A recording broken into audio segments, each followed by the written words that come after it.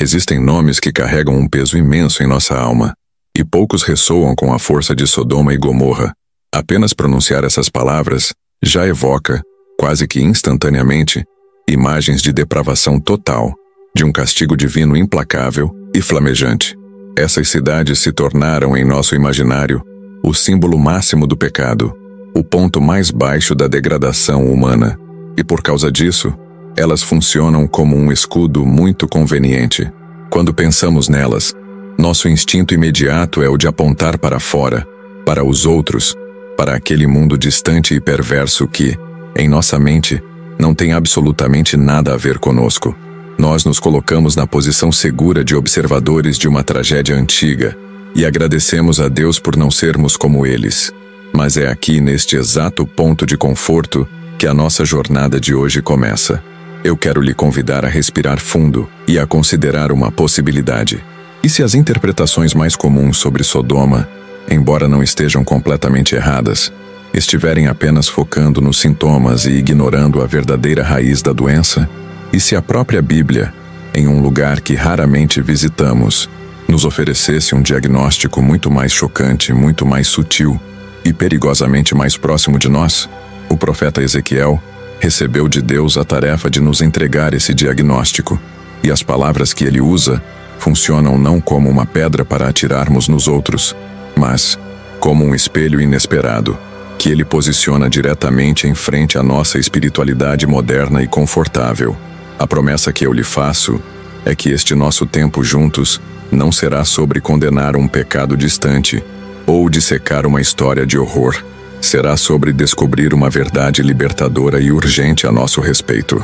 O objetivo aqui é revelar um ponto cego, uma área de sombra em nossa caminhada que pode estar, neste exato momento, sabotando a nossa comunhão com Deus e o nosso propósito no mundo, mesmo quando acreditamos, com toda a sinceridade, que estamos no caminho certo. É sobre entender por que, às vezes, mesmo com a nossa vida em ordem, sentimos um vazio, uma mornidão que não conseguimos explicar. Para começar a entender isso, precisamos olhar para uma parábola que Jesus contou, a história do homem rico e de Lázaro. Pense nisso com cuidado. O homem rico, que acaba em tormento, não foi condenado por ser um assassino, um idólatra ou um imoral no sentido que geralmente pensamos. A Bíblia não diz nada disso. Seu pecado fatal, a transgressão que selou o seu destino, foi a sua completa incapacidade de ver o necessitado que sofria diariamente à sua porta. Ele não era ativamente mau, ele era passivamente indiferente. Ele vivia em sua Sodoma particular, uma bolha de fartura, de conforto e de autoindulgência que o tornou cego para a dor humana ao seu lado. A história dele é a chave. A história dele é a porta de entrada para entendermos a verdadeira transgressão, o pecado oculto que Deus queria expor ao destruir aquelas cidades. Para muitos de nós, a dor mais desconcertante não é a da crise, mas a do vazio inexplicável que surge no meio da bênção. É a sensação de estar espiritualmente estagnado, morno ou estranhamente distante de Deus, apesar de ter uma vida que, por fora, parece perfeita. Uma vida confortável, segura, sem grandes tragédias. É a culpa silenciosa que nos assombra no meio da noite. A voz que pergunta por que não nos sentimos gratos o suficiente por tudo o que temos. É a percepção de que mesmo com o celeiro cheio, a nossa alma continua faminta, e nós não entendemos o porquê. É uma dor que não ousamos confessar, pois parece ingratidão. É para essa dor que a revelação do profeta Ezequiel fala diretamente. No capítulo 16 do seu livro, Deus lhe dá as palavras exatas para diagnosticar a condição de Sodoma, e elas são assustadoramente diferentes do que esperamos. Ouça com atenção. Eis que esta foi a iniquidade de Sodoma, tua irmã, soberba, fartura de pão, e próspera ociosidade teve ela e suas filhas, mas nunca fortaleceu a mão do pobre e do necessitado. Vamos respirar fundo e analisar cada um desses termos. A soberba, o orgulho, que não nasce da maldade, mas da autossuficiência. A sensação de que eu construí isso, eu mereço isso, eu não preciso de ninguém, nem mesmo de Deus. A fartura de pão, a abundância, que tem o poder de nos cegar. de nos fazer esquecer da nossa própria fragilidade e da necessidade alheia, e a próspera ociosidade, o conforto que nos anestesia, que nos torna indiferentes, que nos rouba a urgência e a compaixão. E aqui está a verdade contraintuitiva que pode abalar as nossas estruturas. Para muitos de nós que vivemos com um relativo conforto, o maior perigo espiritual não é a perseguição ou a dificuldade, é a prosperidade sem propósito. É a bênção que não é convertida em uma ponte para abençoar os outros. Quando isso acontece, a bênção, que era para ser um canal da graça de Deus, se transforma em um muro que nos isola. Um muro que nos separa da realidade da dor do mundo e, consequentemente, nos distancia do coração de um Deus que se importa profundamente com essa dor. A bênção se torna uma gaiola dourada, confortável, mas que nos impede de voar. Isso talvez nos convide a um exercício interior, uma prática de atenção por uma semana. Ao final de cada dia, antes de dormir, podemos trazer à nossa consciência um único momento em que agimos deliberadamente para fortalecer a mão de alguém. Isso pode ser uma palavra de ânimo que demos, uma ajuda prática que oferecemos, uma oração intencional e focada por alguém que sabemos estar em necessidade, uma doação que fizemos. A intenção aqui não é criar uma lista de boas obras para nos sentirmos bem, de forma alguma. O objetivo é, com humildade, treinar o músculo da nossa atenção, o músculo da nossa generosidade, que muitas vezes se atrofia na anestesia do conforto. É um treino para os nossos olhos e para o nosso coração. Pense em nossa vida como um grande reservatório de água. Deus, em sua graça, permite que a água das bênçãos, tempo, recursos, saúde, talentos, entre e encha o nosso reservatório. Mas se essa água apenas entra e nunca sai, se as comportas nunca são abertas, o que acontece com ela? Ela se torna estagnada, turva, parada, sem vida. O pecado oculto de Sodoma, a sua iniquidade fundamental, foi exatamente essa. Foi ter um reservatório cheio até a borda, uma vida de fartura e prosperidade, e se recusar a abrir as comportas para irrigar a terra seca e sedenta que estava bem ao lado.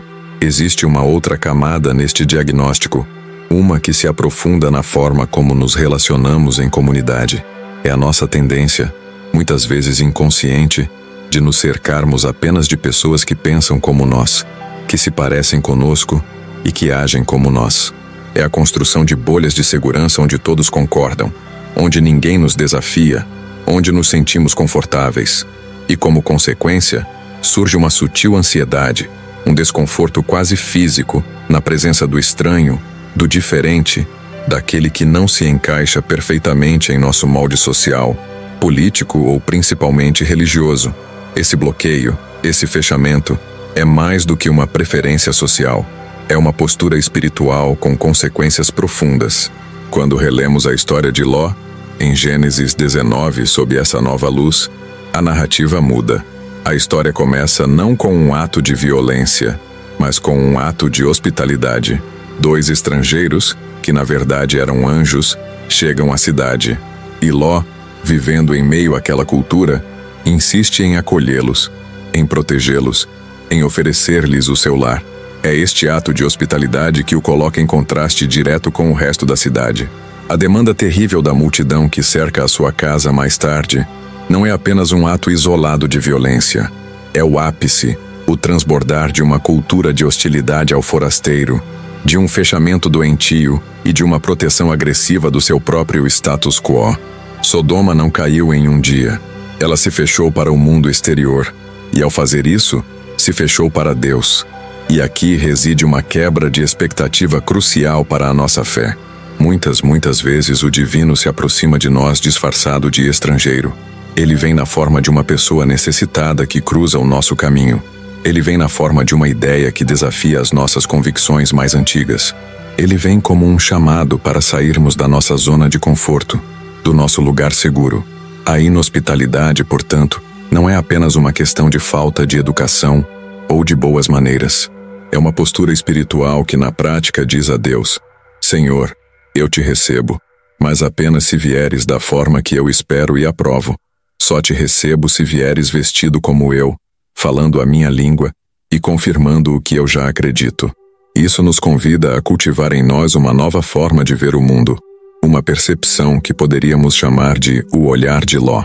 Podemos começar a ver cada pessoa que cruza o nosso caminho, especialmente aquelas que nos causam desconforto, aquelas que são socialmente invisíveis, ou aquelas que consideramos diferentes, como um potencial mensageiro divino. Podemos nos perguntar internamente diante do caixa do supermercado, da pessoa em situação de rua, do colega de trabalho com quem discordamos. E se houvesse um anjo por trás desses olhos, como eu o trataria? Que palavra eu diria? Que gesto eu faria? Essa pergunta sozinha tem o poder de transformar a nossa indiferença em reverência. No fim das contas, o nosso coração pode ser uma pousada ou pode ser uma fortaleza. Uma pousada tem suas portas e janelas abertas. Ela está sempre pronta para acolher o viajante cansado, o peregrino, o estrangeiro, pois sabe que essa é a sua vocação. Ela encontra sua alegria em servir quem chega. Uma fortaleza, por outro lado, tem muros altos, fossos e pontes levadiças. Ela vive em um estado de constante suspeita de quem se aproxima, vendo todo estranho como uma ameaça em potencial. Sodoma era uma cidade-fortaleza, cheia de si mesma e desconfiada de todos. O reino de Deus, o que Jesus veio inaugurar, é edificado com corações pousada. A pergunta que ecoa para nós hoje é: o meu coração, a minha casa, a minha igreja, se parece mais com uma pousada ou com uma fortaleza? Este caminho de autoexame nos leva a uma dissonância muito comum e angustiante na vida de fé. É o sentimento de estar seguindo todas as regras religiosas que aprendemos. Nós vamos à igreja, nós oramos, nós lemos a Bíblia, nós evitamos os pecados que nos disseram para evitar. E ainda assim, no silêncio do nosso coração, sentimos um profundo senso de que algo essencial, algo vital, está faltando. É a dissonância incômoda entre a nossa identidade de pessoa de bem e a ausência de um impacto real e tangível no sofrimento que vemos ao nosso redor. É como ter as ferramentas certas, mas não construir nada com elas.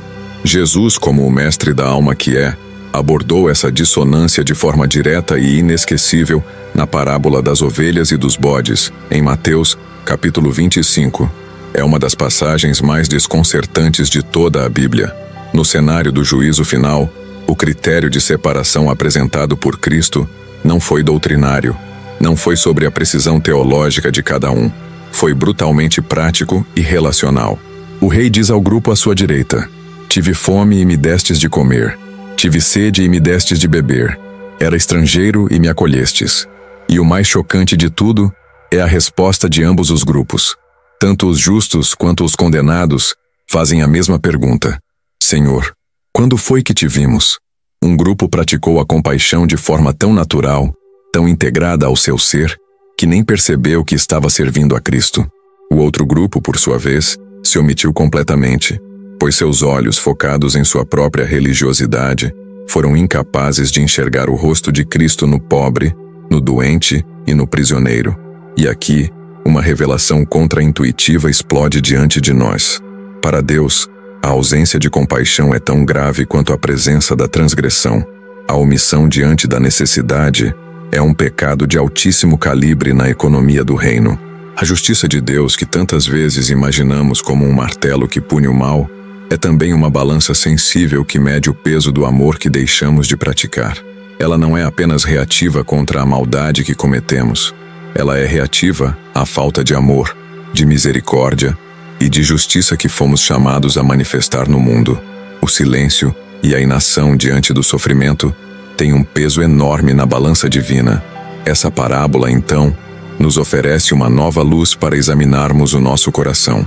Diante das nossas decisões diárias, especialmente sobre como usamos os nossos recursos mais preciosos, nosso tempo, nosso dinheiro, nossa energia, podemos nos perguntar internamente: esta escolha que estou fazendo me aproxima ou me afasta do Cristo faminto, sedento, nu e prisioneiro, que Mateus descreve?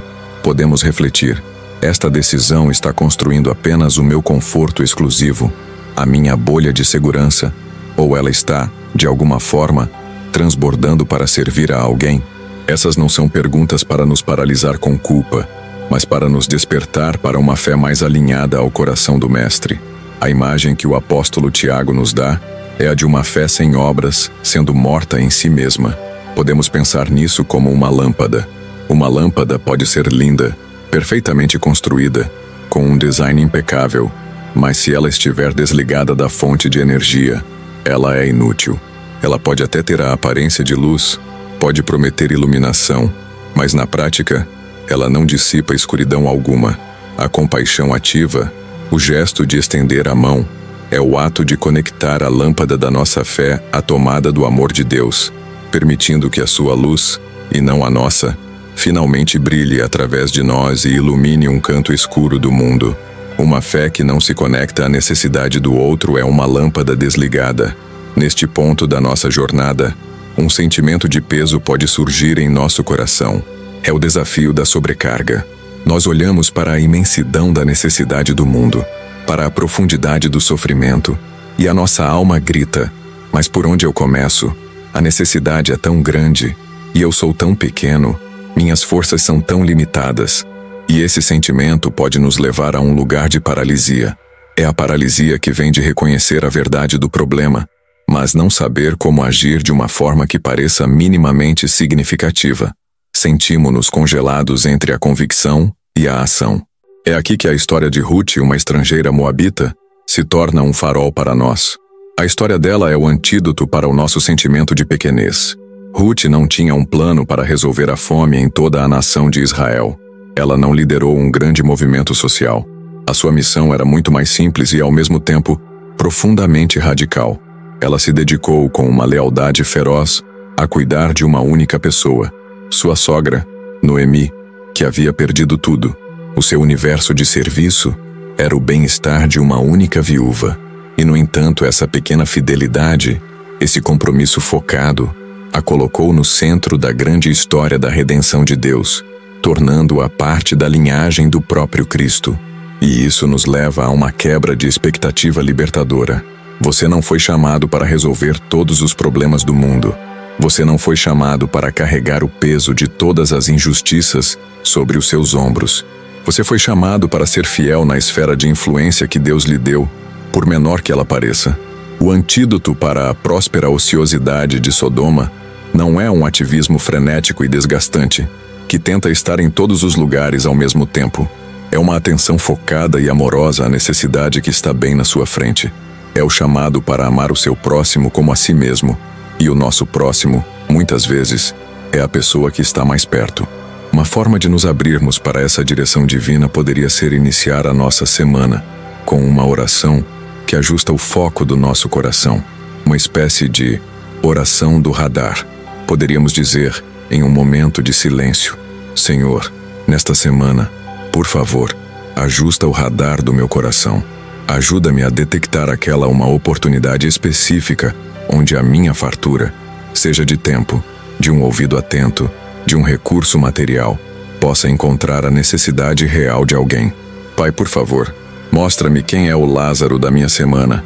Abre os meus olhos para quem tu já colocaste à minha porta.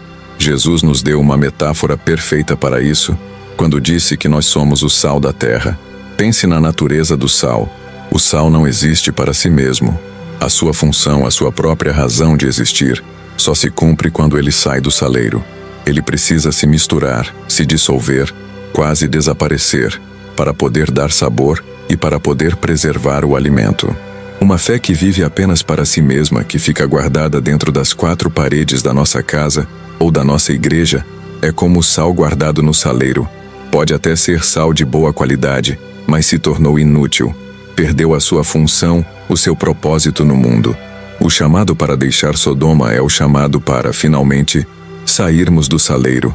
E agora, precisamos parar e abordar com muito cuidado a armadilha mais perigosa de todas. É o passo em falso que podemos dar logo após receber uma revelação como esta. É a dor sutil e por isso mesmo mais perigosa da arrogância espiritual. Acontece no momento em que o alívio de entender a verdade sobre o pecado de Sodoma se transforma, quase que imperceptivelmente, em orgulho. É quando essa nova verdade deixa de ser um espelho para a nossa própria alma e se torna uma nova ferramenta para medir e julgar a espiritualidade dos outros. É quando o pensamento silencioso muda de Senhor, tem misericórdia de mim, para agora eu sei o que está errado com a igreja. Agora eu vejo o pecado daquele irmão. Eles não entendem o que eu entendo. Nesse exato momento, a advertência direta e cortante de Jesus em Mateus capítulo 7 ecoa como um trovão. Por que vês tu o argueiro no olho de teu irmão, e não reparas na trave que está no teu olho? A revelação sobre a soberba e a indiferença de Sodoma deve funcionar como um bisturi de um cirurgião, para ser usado com precisão e tremor em nossa própria autoanálise, em nossa própria confissão. Ela nunca nos foi dada para ser um binóculo, para inspecionarmos de longe e com superioridade as falhas externas dos outros. Se esta mensagem está gerando em você mais julgamento do que quebrantamento, mais arrogância do que humildade, então nós estamos falhando em recebê-la. E aqui está uma verdade contra-intuitiva sobre as profundezas do nosso coração. O último e mais sutil estágio do pecado da soberba é ter orgulho da própria humildade. É sentir-se superior por ter tido acesso a uma verdade mais profunda que os outros ainda não veem.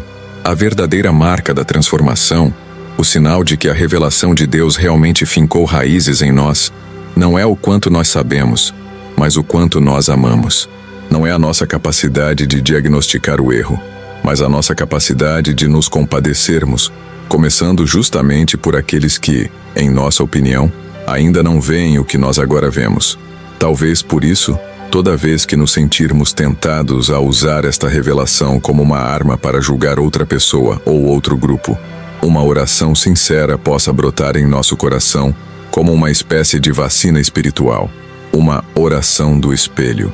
Poderíamos sussurrar a Deus: Senhor, eu te agradeço por me mostrares esta verdade sobre mim mesmo.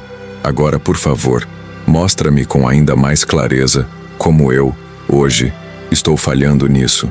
Quebranta o meu coração primeiro, antes que a minha boca se abra para apontar a falha no coração do meu irmão. Essa é uma oração que nos mantém no lugar da humildade, o único solo seguro onde a graça de Deus pode florescer. Pense na analogia de um estudante de medicina. Quando ele finalmente aprende a diagnosticar uma doença rara e complexa, ele não corre pelas ruas da cidade gritando o nome da doença para todos que encontra. Isso seria cruel e inútil. Um bom médico, um médico de verdade, usa o seu conhecimento com compaixão, com sabedoria e com o objetivo de curar, começando sempre pelo paciente que está mais próximo, aquele que lhe foi confiado. Que possamos aspirar a ser médicos de almas e não arautos de diagnósticos. E o primeiro e mais importante paciente que Deus nos confia somos nós mesmos. E assim completamos a nossa jornada. Nós começamos com a imagem distante e caricata de Sodoma, um lugar que usávamos para nos sentirmos seguros em nossa própria justiça, e passo a passo a palavra de Deus, como um espelho fiel, nos mostrou o seu reflexo em nosso próprio coração. Encontramos a soberba de Sodoma em nossa autossuficiência. Encontramos sua fartura de pão em nossas bênçãos acumuladas. Encontramos sua próspera ociosidade em nossa indiferença anestesiada. E talvez o mais importante, descobrimos que o maior pecado aos olhos de Deus muitas vezes não é o mal que fazemos, mas o bem, o amor e a compaixão que nos omitimos em fazer. A palavra de Deus nos conta que, ao fugir da destruição, a mulher de Ló olhou para trás, e ao olhar para trás, ela se tornou uma estátua de sal.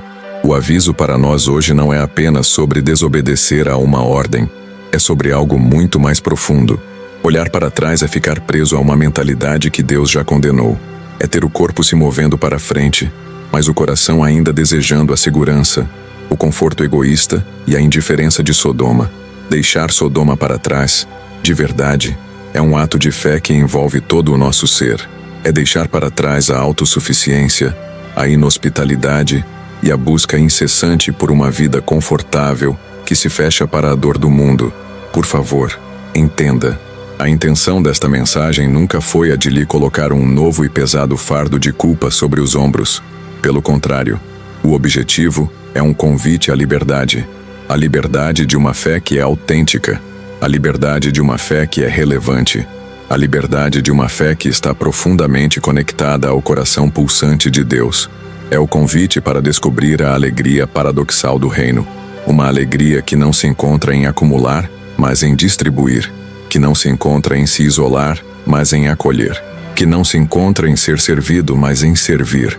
É a liberdade de finalmente viver o propósito para o qual fomos criados. E agora, para que possamos sair daqui não com o peso do diagnóstico, mas com a leveza do chamado, eu gostaria de liberar uma bênção sobre a sua vida. Apenas receba. Que o Deus de toda a graça, que viu o pecado de Sodoma, mas também ouviu o clamor de Abraão, nos dê olhos para ver. Olhos que enxerguem além das aparências e reconheçam o rosto de Cristo nos pobres, nos necessitados e nos estrangeiros ao nosso redor. Que Ele nos dê ouvidos para ouvir. Ouvidos que captem o clamor silencioso por ajuda, por dignidade e por amor que ecoa em nosso mundo. E, acima de tudo, que o Espírito Santo realize em nós a sua mais profunda cirurgia. Que Ele retire de nosso peito o coração de pedra da indiferença e nos dê, em troca, um coração de carne. Um coração que pulsa no ritmo do dele. Um coração que se move, que sente e que age em compaixão. Que o Senhor nos livre do pecado oculto de Sodoma e nos transforme em agentes ativos da sua justiça e do seu amor, aqui e agora. Amém.